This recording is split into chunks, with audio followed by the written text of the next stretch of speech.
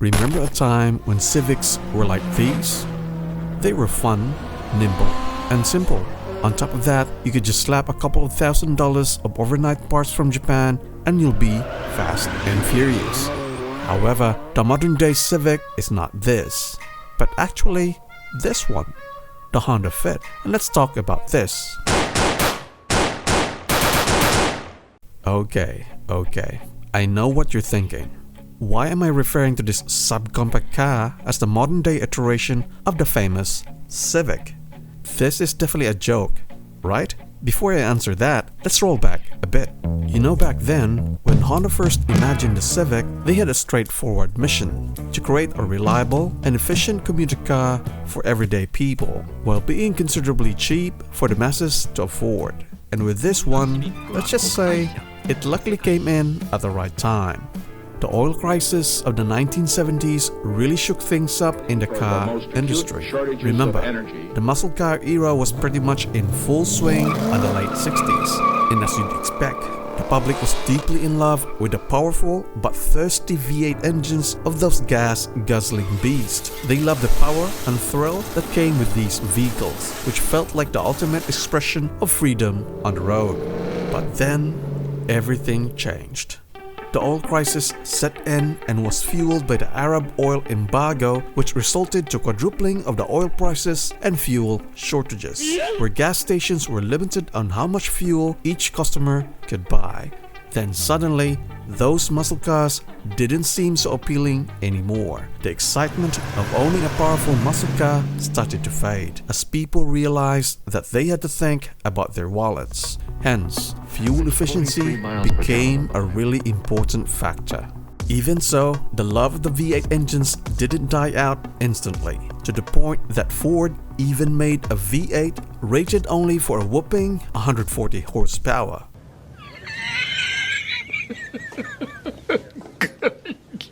Good one. Oh wait, is this script right? I'm afraid to say, but yes, it's a fact. A V8 that rumbles but was so puny on other departments. But enough about Ford and their muscle car legacy. Let's go back to the Civic. The Civic became a huge hit because it provided exactly what people needed during the gas crisis of the 1970s. The first generation can go around 40 miles per gallon. The oil crisis basically was a blessing for Honda, since the masses were looking for a car that does not drink petrol like it was just drinking Kool-Aid, and also dependable at the same time. Well. Those were basically the Civic's attributes, and on top of that, it was fairly affordable for less than $2,000 or $12,000 on modern day money when it was brand new. As time went on, Honda stuck to this winning formula and it paid off. The Civic continued to be popular with drivers, adapting to their needs while maintaining its core strengths. In the late 1980s, Honda made waves in the automotive world with the introduction of VTEC, which stands for Variable Valve Timing and Lift Electronic Control. This clever technology added a whole new dimension to Honda engines, giving them a unique split personality. Picture this. When you're cruising around town or stuck in traffic, the engine runs smoothly and efficiently. It's like a well-mannered friend helping you save on gas and making your daily drive a breeze. You can definitely feel the comfort and reliability that Honda is known for. But then, once you hit that sweet spot of around 5,500 RPM and beyond, everything changes. It's as if that well-mannered friend suddenly transformed into a wild and sadistic companion. Whoops, did I say sadistic? I meant enthusiastic. Then, the engine roars to life, delivering an accelerating boost in power that makes you want to hit the open road. This is where the fun begins. You get the thrill of acceleration without needing a turbocharger, which is really impressive. VTEC is the perfect blend of business in the front, party in the back. It's like that ideal girlfriend you'd love to introduce to your parents. Reliable and polished on the surface, but with a wild side that makes every moment exciting. Now, this feature is pretty controversial among car enthusiasts. You either love it or hate it. Let me know in the comments on what you think about VTEC. Anyway, going back to The VTEC engine technology eventually found its way into the Honda Civics of the 1990s, specifically the EG and EK models. These engines, known as the B series, became legendary for their impressive performance. One standout variant, the B16A, was rated at an astonishing 160 horsepower, all from a naturally aspirated 4-cylinder engine, or also commonly known among car enthusiasts as all-motor. But the most famous B16 is the B16B, which is found on the top of the line Honda Civic Type R, or famously known by car enthusiasts as the EK9. This engine was rated of producing more than 180 horsepower. Now, you may ask what made the Civics from the 90s so great? Well, I think this is because of the Civic, like any other Japanese car made on the 90s, were made on something we would call as the JDM Golden Age. On that decade, most Japanese companies were starting to capture large market share and therefore were making a lot of money. And I mean a whole lot of money. As a result, they have more budget to spend on research and development, and they were not afraid to explore or even reinvent the wheel. In this case, Honda took a bold step and improved the old Civic's formula of reliability, simplicity, fuel efficiency, and affordable commuting car, and added a bit of spicy sauce, which was VTEC for performance, without fully sacrificing fuel efficiency. That subtle change in the Civic's formula made a major impact on Honda. The Civic quickly became a favorite in the tuning culture. It was a good, affordable base car which you can then add tons of aftermarket parts, and voila! You get essentially a performance car. It was basic, affordable, versatile, and has that kick if you wanted to. Whether on the streets or on the winding roads of the Touge, it offered an exhilarating experience that made it a good option for car enthusiasts. Later on, the Civic steadily evolved. It brought in the famous K-series engine that has even solidified the Civic's tuner cult, as the K20 provided more than 200 horsepower at 8,000 RPM, and again with no help of any forced induction or turbo. Plus, if you know what you're doing with modding this engine, then it can easily rev past 9,000 RPM. Later down the track, Honda decided to add a turbocharger to the K-series engine for emission, compliance, and further performance enhancement. Then, they introduced the legendary Type R to the US market. The sound and performance have been so impressive that Honda has kept refining its proven formula. However, as these advancements have been made, the price of the Civic has gradually increased, pushing the new Civic Type R, the FL5, beyond the scope of an entry-level sports car.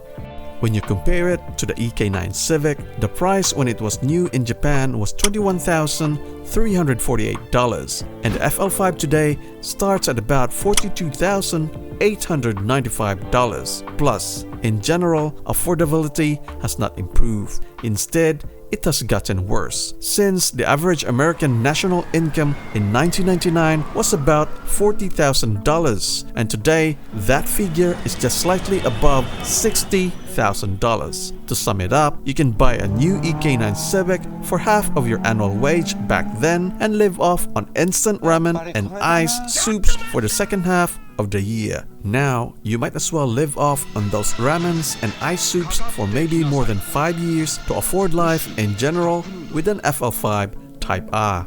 Apart from the price, the FL5 generation also lost most of its enthusiast appeal. This isn't the same affordable base car anymore, and it has become too complex and heavy compared to the 90s Honda Civics.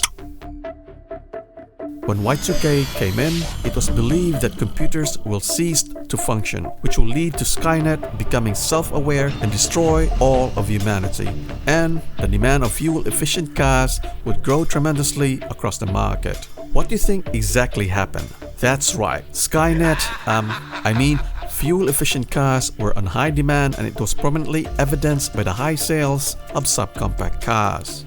And Honda had a dominant share of the subcompact market with the success of its Honda Fit. The Fit was an affordable 5-door hatch. Apart from its beautiful exterior design, it offered a much roomier space on its interior due to its foldable rear seat feature, which Honda calls it the Honda Fit's Magic Seat. It did really justify Honda's marketing slogan for the Fit of small is the new big.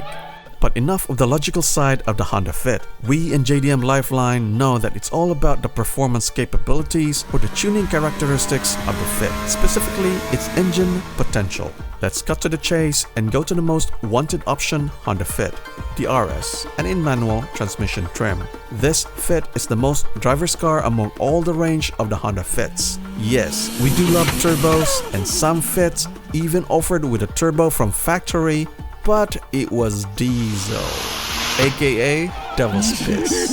It had more torque though. However, the engine with the highest horsepower rating for the Honda Fit from factory was the L15B, which was rated about 130 horsepower at 6600 RPM. And for a lightweight chassis, the Honda Fit really has potential. But if you plan on increasing the horsepower of your L15B, sure, putting a cold air intake system makes you think it will produce a major oomph on its horsepower. But let's be honest here.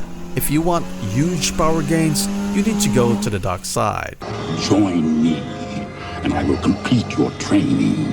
Which means, however, in this case, the L15B doesn't like forced induction, since the factory rods are so skinny that it can get away with putting skinny jeans and making a living on OnlyFans. On a serious note though, if you really wanted significant horsepower increase on your Fit, then you should highly consider swapping a K20/24 engine. If we were to build one, our dream Honda Fit here in JDM Lifeline is simple. We definitely would start with an OEM Vivid Yellow Pearl GE Honda Fit and in RS trim, then slap on some either a set of 16 dash white TE37 Sonic or Regamasters in white also. Then install some coilovers like BC Racing, and finally a Spoon N1 exhaust system. We're just keeping it OEM plus and daily friendly. What do you think? Do you like our choices of mods? The Fit offered a lot of flexibility and versatility. This is reminiscent to our old Civics. This makes it the spiritual successor to the previous era's fun generation of JDM cars. Simple, affordable, fuel efficient, and has performance potential commuting car for the masses. Your daily drive and daily fun. Something amazing. However, this is something we are also losing. Honda North America has discontinued the Honda Fit after its third generation. Unfortunately, the change in demand for cars favoring crossovers and SUVs means the Fit is going to get cut, and Honda USA will compensate this with the HRVs. Damn these crossovers. In other markets, the Honda Fit or Jazz continues with its next generation. It still has the RS model, and in some countries has the RS Mugen variant, which now comes with a hybrid powertrain, named as EH-EV. It's been developed with electrification in mind, and unfortunately, none of the models comes with a manual transmission. Once again, we have lost another legend. The spiritual successor to the 90s Civic is now considered an endangered species, a rare item. So if you're one of the lucky ones who currently own a Honda Fit RS with a manual transmission, I'd be hodling it dearly. You don't know what you have until it's gone. Thank you for reaching this far. If you like analysis videos with a bit of fun, or as we coin it here as Fanalysis, subscribe to the channel. Cheers, and I'll see you guys on the next video.